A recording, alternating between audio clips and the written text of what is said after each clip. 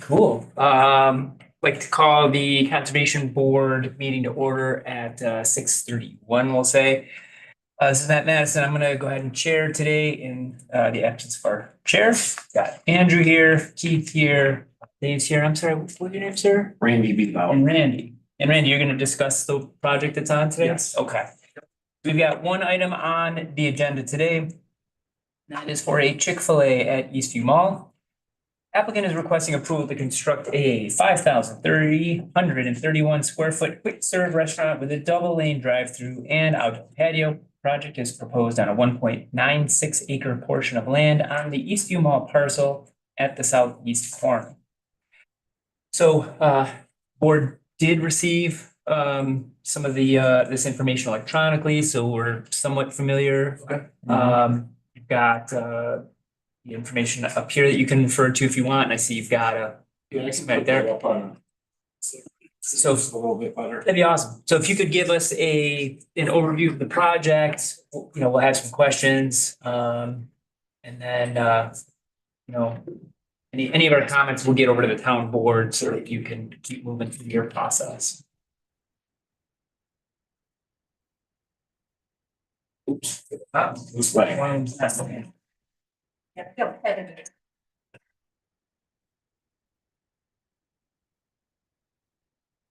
I don't have an overall, but this is, assume everybody's familiar where this is at the south entrance of the Eastview Mall. This is the existing ring road. We're proposing this outside of the existing ring road in the green area. As you said, approximately 5,200 square foot Chick-fil-A restaurant. Proposing 60 parking spaces. We have our drive-through lane stacked here. These have canopies at the ordering point and at the meal delivery point. I don't know if anybody's familiar with their operation, but they actually have team members stand out in the drive-through and taking orders, and then they have team members delivering orders. So there's, unlike most quick serve restaurants, there's actually a door there where they walk out and deliver the food to the customers. So this is a 2-lane stack all the way through. And then internally here, we've extended that 2 lanes into the parking area while still maintaining 2-way access through the actual parking spaces. We've been to the planning board, 3 informal meetings. We're scheduled, of course, to go there next Tuesday night. But through those 3 informal meetings, we kind of addressed some of their initial concerns. Initially, we actually had 4 access drives. We reduced that down to 3 access drives to reduce the congestion. And then the 4th access drive was a lot closer to the intersection. So we increased that spacing. And that's kind of how we ended up with this configuration of just some additional stacking internally for the peak hours. So you're aware this site will sit at the mall level where 96 is up much higher. The elevation difference between here and here is about 17 feet. So we will be removing some earth that's down in here. Will be a retaining wall along this whole perimeter. That wall, I think on our plan shows about 9 to 10 feet high. And these canopies, so that wall will be about the same height as that canopy. Those canopies are pretty slimline. Just have a sort of a metal fascia, but the depth, they make them as narrow, I'll say shallow as they can, but they're about 10 inches just for the structural steel for the weight of the snow on top. We're anticipating you're not going to see that canopy actually from the roadway. You're going to be looking over top of that, especially with some of the landscaping we have. We will have a 4-foot high aluminum fence along the top of that wall just for safety reasons. The building, which you had, maybe if you want to just pull up the building, I can just talk about that a little bit, just to give a little background there. So the building that was submitted formally is really the 3rd rendition of the building, and that was his head evolved working through the informal planning board meetings. You go to the actually the elevations. You had it when you Maybe in the very beginning. Yeah, I think you had it up on. There you go, bingo. Yeah, so this is a custom building for this site. Again, trying to comply with some of the overlay district and just really meet the character of the neighborhood. So we've got these very nice gabled roofs on either end. And then the parapet wall that connects the two gable ends is higher. And the purpose of that is to screen the rooftop equipment from view up on 96. Yeah. And I think I want to say that's like 23 feet. It might be 28 feet to the very peak. So again, that canopy is kind of down underneath that light beige area. That second one from the bottom is really the street view, but you're not, again, you won't see that. That canopy is going to be buried behind the retaining. Yeah. And there's some different perspectives up there on top, but we put a lot of effort into this building elevation. I think the board at the last informal meeting we went to seemed to really accept and was satisfied with the changes that we made. Like the prior version, I'll say, had some false gable roofs, but we changed this into a full gable roof on either end. So that's just the building and some perspective there. Just to speak about the green space, there is a lot of the discussion has been on the green space in the existing trees. There is a fair amount of mature trees in there. We did talk about saving some. Just the reality is we're saving this tree here that's at the intersection by the sign. We are proposing to save these three, but there's a question on the condition of those is kind of marginal. So it may end up being sort of a place. I think one or two of those is good, but our landscape architect looked at it, doesn't think they're in great condition. Just from a grading impact standpoint, those were really the only trees that could be saved. Some of the trees along here couldn't be saved because we're actually cutting that slope down from 96. So just the change in elevation would impact the roots. There was a question about, can we relocate the trees? And it was the opinion of our landscape architect that these are so mature that it would be really challenging to have these things survive that. And the cost is a little prohibitive, but just the longevity of it, he didn't feel comfortable that it's the size of the root mass that it would survive. But we have been working through the planning board process. We provide a fairly robust landscape plan. You can see all the trees that we're proposing up along 96 and throughout the different parts of the site. And then we're also proposing to re-landscape the island here. Did not put any trees in here because there is utilities that run through there. But we are proposing some different varieties of bushes, and then really along a lot of this perimeter of where the fence will be. So in front of the fence, we have a lot of landscape shrubs, different varieties proposed in there. And just the other change that we kind of made originally, this ring road had a nice smooth radius, and it was really a good suggestion by the board to kind of angle this. It just allowed us to get a little more green space along the frontage. And I would just note the board, we kind of, I guess I'll say documented to the board that this amount of green space is really kind of average. So one of our submissions, we actually looked at all the frontages, green space frontages from sort of the Home Depot plaza entrance here all the way down to like the 490 interchange. And this 50 some feet, it's 49, 50 some feet of green space is really at the average of what if you took all those together. So it's not providing anything unique that isn't there. I mean, in some cases we have more green space than the other side of the street. But. You understand?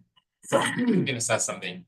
When you did the grading of between 96 and your retaining wall and fence, Yep.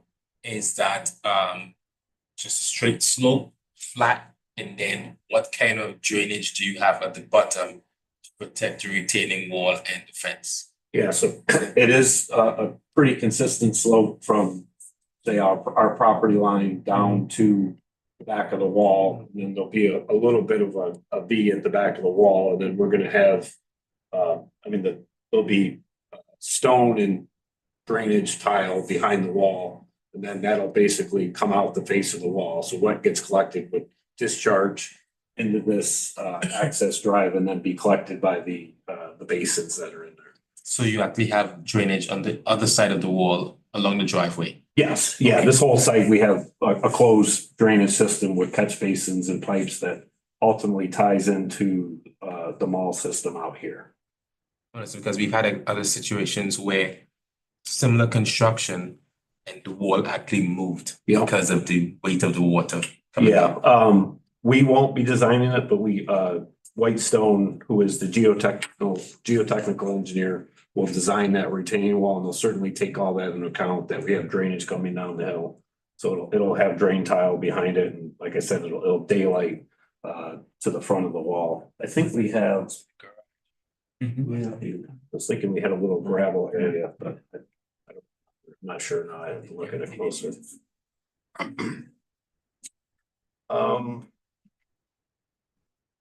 Yeah, so that's kind of the main overview of of that. You know, we're gonna have, in addition to landscaping, we're gonna have site lighting. Those will be dark sky compliant downlit lights. There will be lights up underneath the canopy, but again, those are only gonna shine down. Doing new utilities, only signage that we have is the signage on the building, and then we'll have directional signs. We're not no freestanding sign or panels or anything like that. You also mentioned some possible soil removal in order to get to grade. Yep. For the parking lot. So where is that going to be? Where is that going to be removed to? Is it going to be going off-site, or are you going to Yes. use it back inside? No, we're anticipating that's gonna go off-site.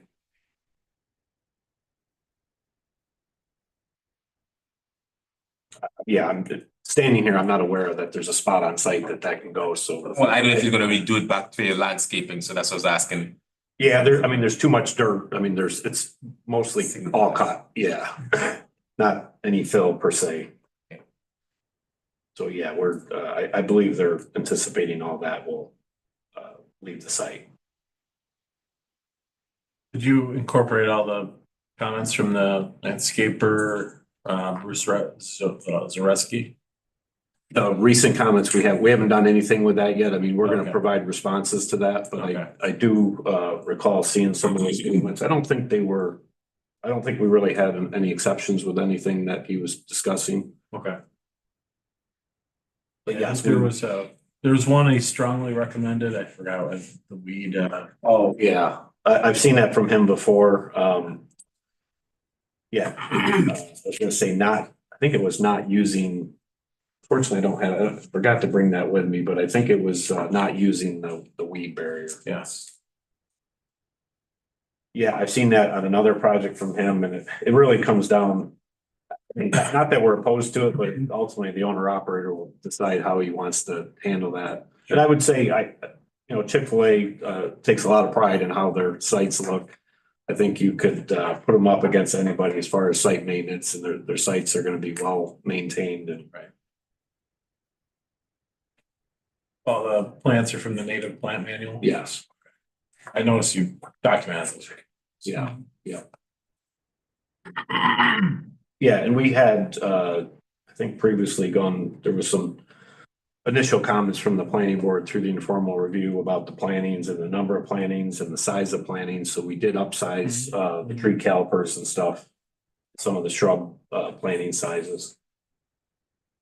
We do have but I don't think I mentioned it, there is a patio area up front, so this has a fence around it, just kind of isolate the patio.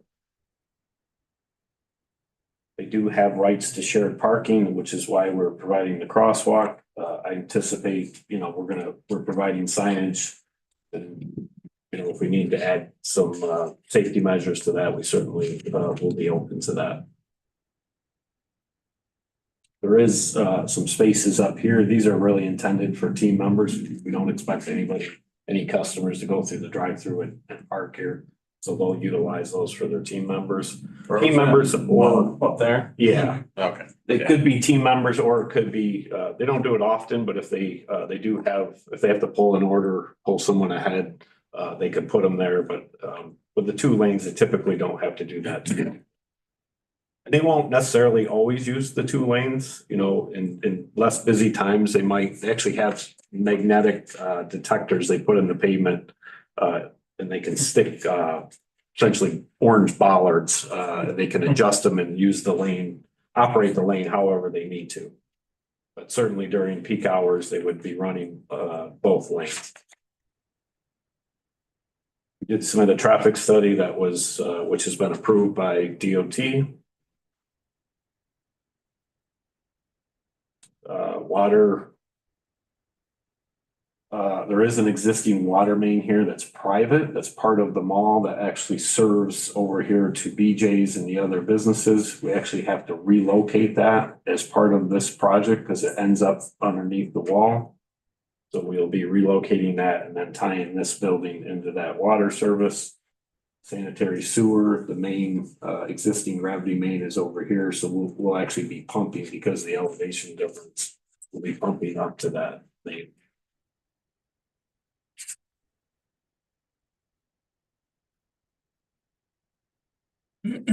Any other questions or concerns that anybody has that I can answer? No, I think, I mean, they talk a lot about traffic that's not our purview. Yeah. That's obviously a big concern of mine, but it's not conservation by nature. I know, I was gonna say, trees, erosion, earth movement, you covered that. Yeah. I think you Obviously, did a it's good at job. the mall already, this isn't some kind of Yeah. virgin. Is this a packaged, I read somewhere about the Weston, which is on 180 degrees on the other side. Way up here. It said something if the Weston doesn't go in, you guys have to do something with the green space. So What's up with the that? direction from the town code enforcement officer is, we were sort of stating that when the Weston does their work, they're adding green space, Yeah. about 0.66 acres. Yeah, Which with that 0.66 acres, with the current variance, means there's an extra acre of impervious, which we're taking away. So by the letter of the law, we wouldn't need a variance, but the position of the town, and rightfully so, they can't grant us an approval on that, on something that hasn't been approved and or constructed. Right. So we are going to apply for a variance for green space. okay, you're independent. Yeah, Okay. we're independent of that. And if this gets built, then we got a variance that we technically didn't need, but that's okay. Well, we technically needed it, but it'll revert back to more green. Yeah. Yeah. So yeah, we're actually working on the ZBA application that'll be going in this week and just to kind of work through that aspect. There's a couple others. So this canopy needs a variance. So the building itself doesn't need a variance. It's behind the front setback, but the canopy needs a variance. There's a few other, they considered the wall a structure. I think maybe even the fence needs a variance, just all those sort of things associated with that changing in the elevation.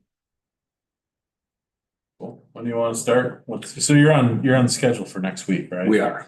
Okay. Yep. Is that your final approval? Or what's No, your? we won't get it because we need the variances first. So Yeah, okay.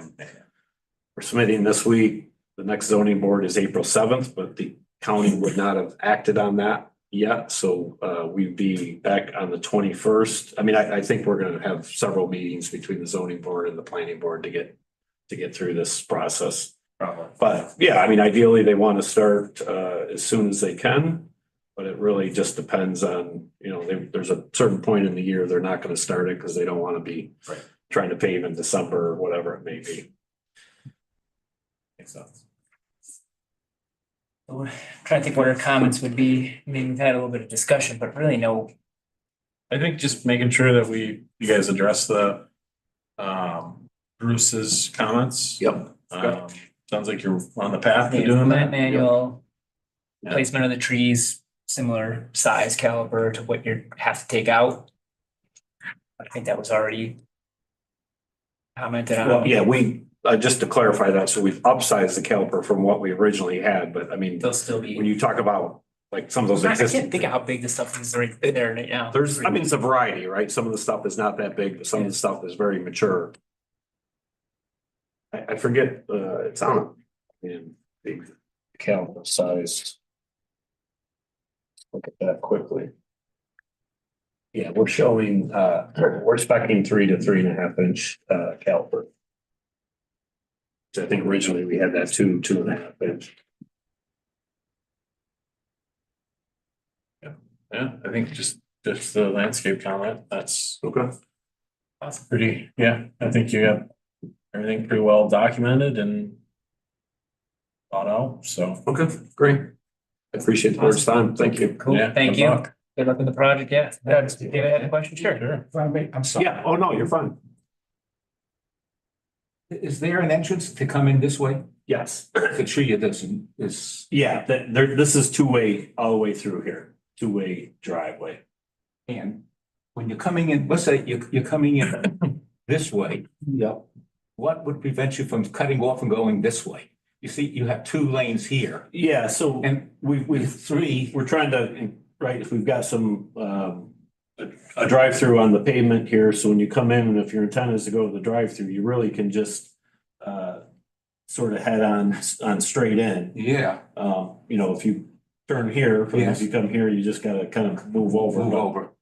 yeah, we're kind of guiding people with this, and there may be some signage associated with that. We'll have directional signs out here, but the reason we ended up with this was because originally we had a little more stacking when we had the 4th driveway. Okay. But obviously there was a benefit by eliminating that driveway. So in lieu of sort of to counter that, we just added some additional stacking. So additional capacity here. And again, you know, this could be, now they have shared parking, so, you know, their team members might park here, they might park here. You know, this would be some overflow parking, you know, at the higher peak times, but. Yeah, I think, obviously in the wintertime when there's snow on the ground, you know, the pavement striping doesn't work quite as good, but, we can provide some other delineations to try to identify that. And I'm gonna ask one other question. Yep. I mean, I'm gonna assume this is gonna be highly successful and you're gonna have a lot of traffic. I mean, let's say you're using this parking here, you're parking here. Isn't it gonna be kind of awkward with cars constantly coming in to back out and then go that way? With these 2, I mean, I can understand here and all here, but those 2 would seem as though it would be kind of tough to, Well, and again, so this, like this parking row, that that's was, easy. yeah, that was easy. This is easy. This is a little more challenging. Again, just depends on, but that, I mean, most of that peak is gonna happen, you know, lunchtime or dinner time. They don't do a big breakfast business.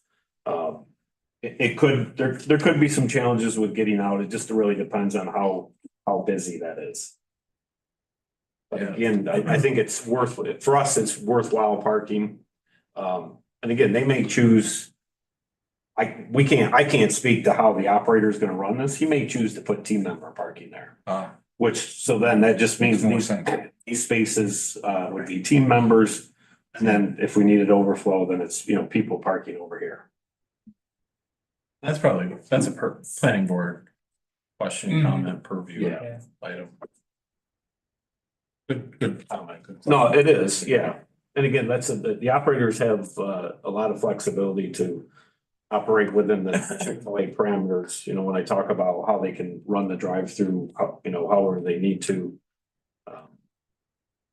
But yeah, I would say that is a high probability it could be team member parking. But what we're really talking is that's a few hours in the day. Their normal operating hours are 6 AM to 10 PM.